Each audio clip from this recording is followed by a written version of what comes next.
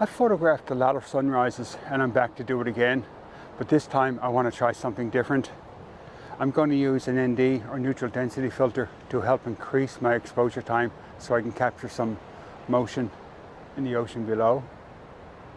On such a gorgeous morning. Why don't you join me? My name is Brian Carey. Welcome to photography and the creative view.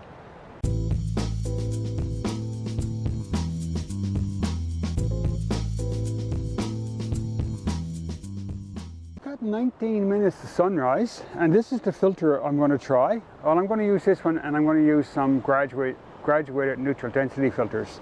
But this is a variable neutral density filter, so I'll screw it on, and I can adjust it, and I can actually turn it to increase the amount of attenuation, if you want to call neutral density that. So I can, go maybe 2 stops. I believe this one goes to 8 stops or so. Just screw it on my lens. It's a big filter. It's an 82 mil. It fits on my 16 to 35, and let's put it on.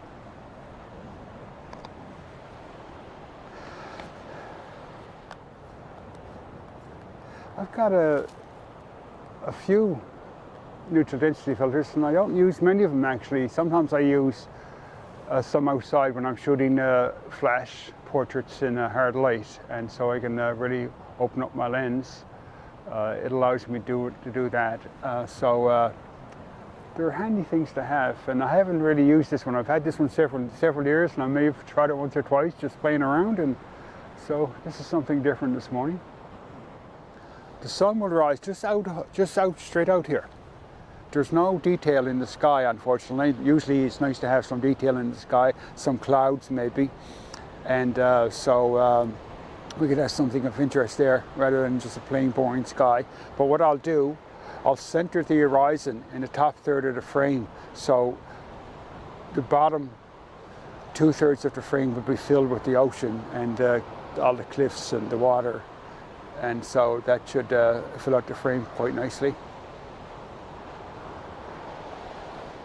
So I'm at about f13 at 1/4 of a second at ISO 200.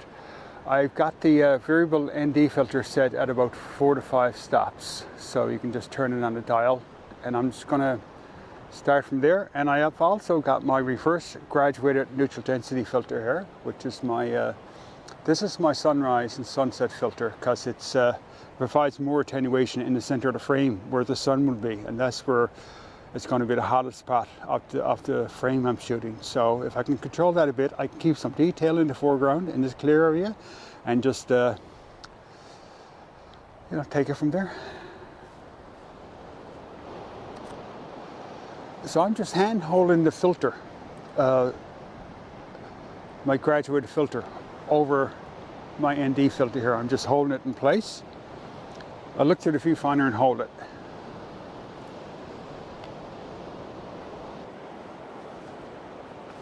So I'm at a 1/2 second at f13 here at ISO 200.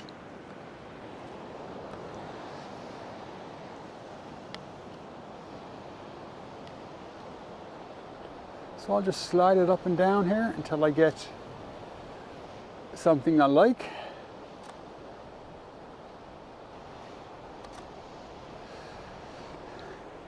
And one thing I'm looking for here is that I don't mind blowing out the center of the sun, but that's pretty much all I want to blow out. I don't want a big blob, the sun, just a big blob on the horizon. And this is allowing me to do that. And the variable ND filter is allowing me to use a slower shutter speed so I can get some movement in the ocean below.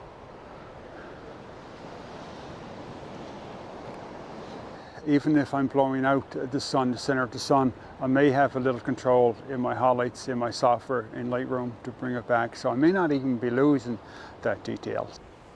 I thought I'd show you some of the filters I've been using, the 2 filters which I used this morning. So the first one is this, it's a variable ND filter. So it has minimum, maximum markings on it, and I can dial in my neutral density attenuation, I guess you could call it, from minimum to maximum. And this one I believe is a 2 to 8 variable ND. I also have things like fixed 2-stop neutral density filters, or in some cases you can use a polarizer for a neutral density filter. But you know, they're great things to have if you want to use certain effects, certain looks. And it also it also gives you a fourth method to control your exposure. Usually you just use your shutter speed, your aperture or f-stop, or your ISO, but in this case you can also use an ND filter to push your exposure in a certain direction. So you've got 4 ways to do it.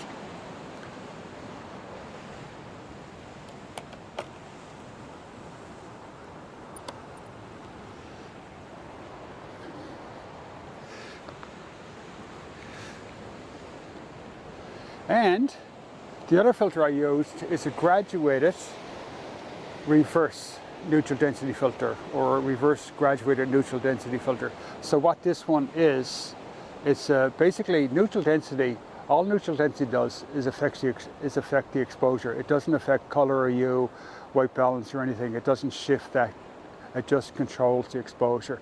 And with the reverse neutral density filter, split I should say, the reverse split neutral density filter, the attenuation is in the top of the filter here, and it's most intense at the near the center. And that's the reason why I like using this one, is because of that.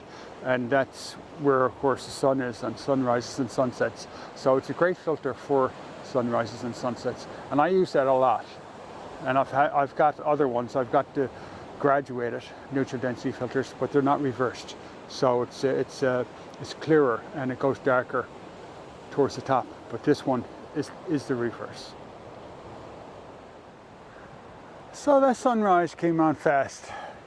I had a few people come up. There was a couple of couples that came up behind me there. They were taking a few pictures. I spoke to them for a minute, and when I looked back, wow, I couldn't believe just how fast the sun hits the horizon there.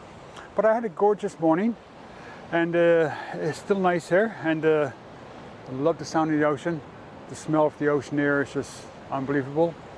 And I'm hoping I got a few nice photos and maybe a nice video too. And I hope you enjoy it. Thanks for watching.